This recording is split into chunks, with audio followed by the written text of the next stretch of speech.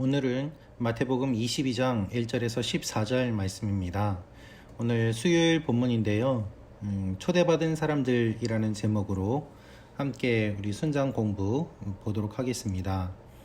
오늘 이 내용을 보면은 왕이 초대를 하는 내용이 기록되어 있습니다. 왕이 결혼식에 초청을 하는데 그 초청받은 사람들과 이 왕과의 관계가 기록되어 있습니다. 오늘 말씀에서 본문 읽기를 먼저 보면은요, 배경 이해하기가 있습니다. 배경 이해하기에서 마태복음 22장은 혼인잔치 비유를 통해 하나님의 위대한 초청과 이를 거부한 이스라엘에 대해서 보여주고 있습니다. 그래서 누가복음 14장에도 큰 잔치 비유가 등장하는데 각기 다른 목적과 세부적인 의미를 갖습니다. 본문의 위대한 혼인잔치 비유는 천국에 대해서 설명합니다.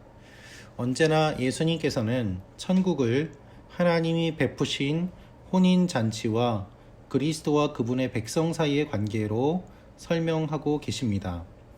여러분, 하나님께서 이 천국 잔치를 결혼 잔치로 비유하시는 것은 요한계시록 19장에도 등장합니다. 즉, 하나님께서 우리를 어린 양의 신부로 삼아주시고 또한 천국에서 그 잔치를 맛보가 알게 하심으로 말미암아 하나님의 구원의 기쁨을 우리가 알 수 있도록 하시는 것이죠. 그래서 여기에 나와 있는 것처럼 요한계시록 19장 7절에 기록되어 있는 이 말씀, 우리가 즐거워하고 크게 기뻐하며 그에게 영광을 돌리세 어린 양의 혼인 기약이 이르렀고 그의 아내가 자신을 준비하였으므로 라고 기록된 이 말씀이 이제 마지막에 이루어지면서 주님께서 알려주시는 내용이 완성이 되는 것입니다. 이스라엘은 하나님 나라로 초청을 받았습니다. 그러나 이스라엘은 하나님의 초청을 거절합니다.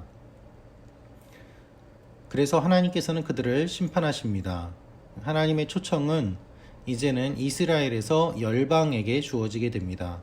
그래서 이스라엘을 하나님이 원래 선택하셔서 하나님의 백성으로 삼아주시고 또한 모든 다른 사람들의 본이 되게 그 민족으로 구별하여 주셨는데 이스라엘이 하나님을 거부하자 어떤 일이 일어납니까? 하나님께서는 이스라엘에서 이방인에게로 구원의 일들이 옮겨져 가는 것들을 말씀하십니다. 그래서 이방인을 구원하시는 하나님, 이 구원이 유대인에게뿐만 아니라 모든 사람들에게 전하여짐을 주님께서는 말씀하십니다. 그래서 하나님께서는 그분의 종들을 통해 세상 모든 사람을 하나님 나라로 부르십니다. 그리스도를 믿는 것은 혼인서약을 하는 것과 같습니다. 혼인서약을 하는 사람은 하나님 나라의 백성이 됩니다.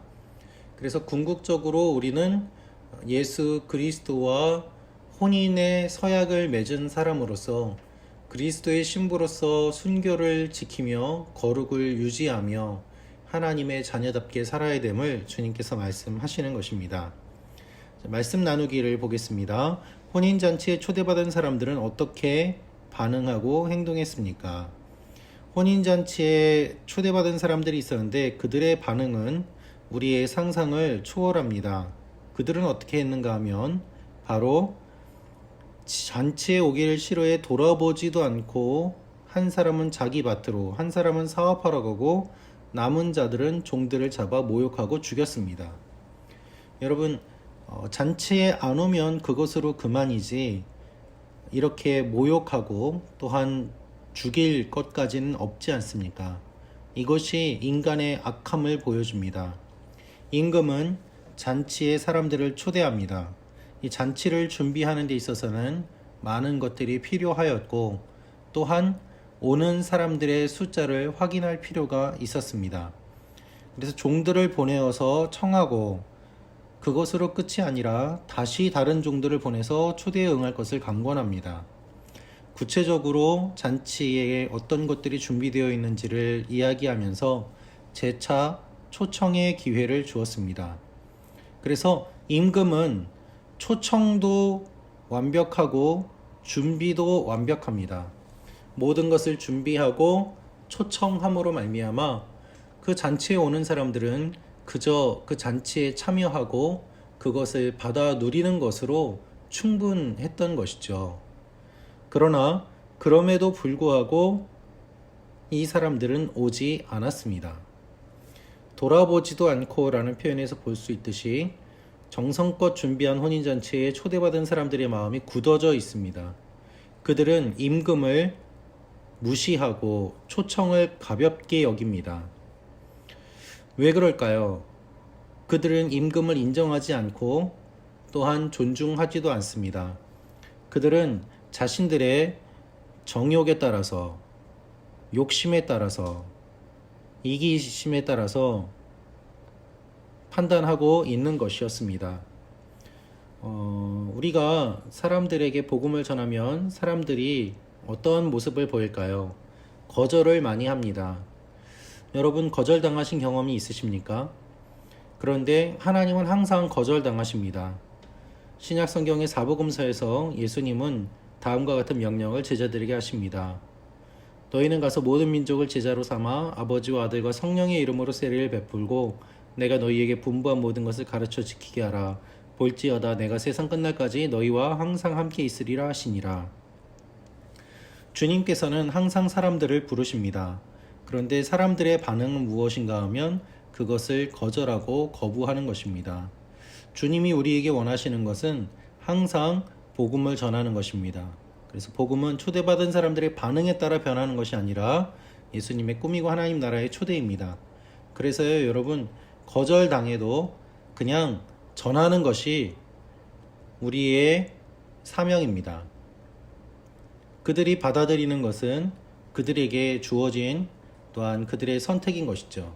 그리고 물론 선택에는 책임이 주어집니다. 초대에 응하지 않은 사람들에게는 어떠한 일들이 일어났습니까?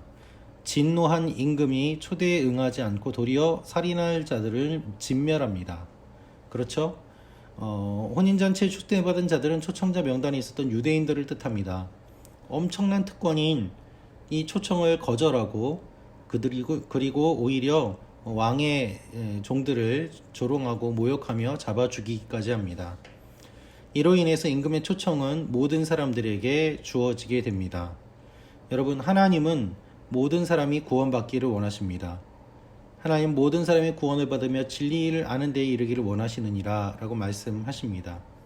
그리고 이 구원을 값없이 주십니다. 여기에서 옷은 예수 그리스도의 대속의 은혜를 상징합니다. 곧 예복을 입지 않은 자는 바깥 어두운 데로 쫓겨납니다.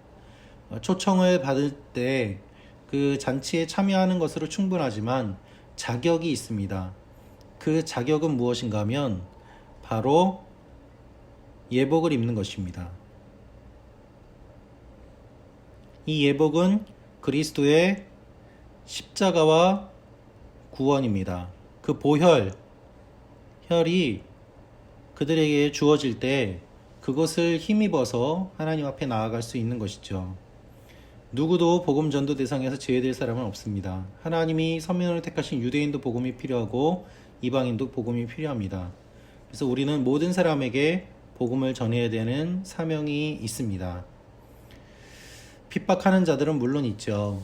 그러나 그 핍박 가운데서도 선택받은 사람, 그리고 초대되고 선택받은 사람들이 하나님 앞에 나오게 되었음을 우리는 알게 됩니다. 여러분, 우리는 초대받은 것으로 그치지 않고 또한 초대받은 것에 응답해야 합니다. 하나님 나라는 모든 사람에게 열려 있지만 그곳에 들어가는 데는 한 가지 조건이 있습니다. 내 열심과 노력이 아닌 어린 양 예수 그리스도로 말미암는 의의 옷을 입는 것입니다. 그래서 우리가 하나님께 나아갈 때는 어린 양의 의의 옷을 입고 나아감을 기억하시면 좋겠습니다. 보혈을 지나 하나님 품으로 나아가는 것이죠. 우리가 구원받았음을 기억하며 또 하나님 앞에 이 구원의 은혜를 다시 한번 생각하고 복음을 전하기를 원합니다. 함께 기도하기에 기도 제목들이 있는데요. 청년 실업자들을 위해서 기도해 주시고 또한 개발도상국 교회들의 이 재정을 위해서 기도해 주십시오. 그리고 또 이재현 목사님을 위해서 기도해 주시고 교회 예배를 위해서 기도해 주시면 좋겠습니다. 여러분들이 또한 한 가지 더 부탁을 드리면은 전도 대상자들을 정하고 복음을 전하시면 좋겠습니다. 이 일들이 여러분들에게 일어나기를 기도합니다. 감사합니다.